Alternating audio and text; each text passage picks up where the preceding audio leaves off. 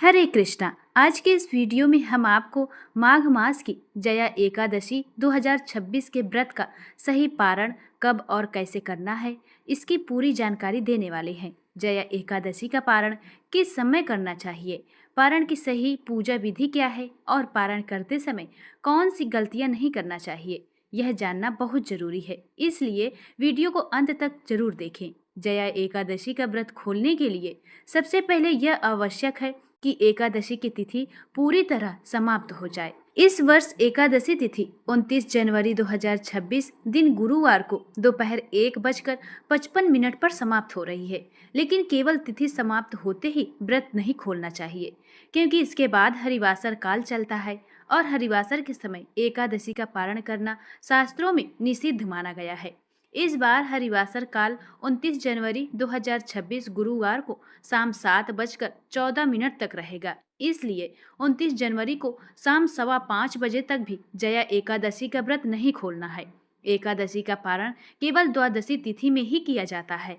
इस बार द्वादशी तिथि 29 जनवरी 2026 को दोपहर 1:56 से शुरू हो रही है और 30 जनवरी 2026 दिन शुक्रवार को सुबह 11:09 तक रहेगी। जया एकादशी का पारण 30 जनवरी 2026 दिन शुक्रवार को सुबह 7:10 से सुबह 9:20 के बीच करना सबसे उत्तम और शुभ रहेगा। इसी समय में पारण करने से व्रत का संपूर्ण फल प्राप्त होता है। ध्यान रखें कि 30 जनवरी को राहु काल सुबह 10:30 से दोपहर 12 बजे तक रहेगा। इस समय ना तो व्रत खोलें और ना ही पारण की पूजा करें। पारण के दिन सुबह स्नान करने के बाद सबसे पहले तुलसी महारानी को जल और फूल अर्पित करें, उनकी आरती करें और 7 बार परिक्रमा करें। इसके बाद भगवान श्री हरि विष्णु का स्नान कराएं, उन्हें पीले वस्त्र पहनाएं, पीले फूल और तुलसी पत्र अर्पित करें और विधि पूर्वक आरती करें। आरती के बाद एकादशी के दौरान जाने अनजाने में हुए सभी पापों और भूलों के लिए भगवान श्री हरि विष्णु से क्षमा याचना और प्रार्थना करें। इसके बाद भगवान विष्णु से एकादशी व्रत स्वीकार करने की प्रार्थना करें। पारण करते समय भगवान श्री हरि विष्णु को घर पर शुद्ध सात्विक भोजन का भोग लगाएं। द्वादशी के दिन चावल खाकर ही व्रत खोलने का नियम है, इसलिए मीठे या पीले चावल का भोग लगाना विशेष रूप से शुभ माना जाता है। पारण के भोजन में गाय के शुद्ध देसी घी का प्रयोग अवश्य करें।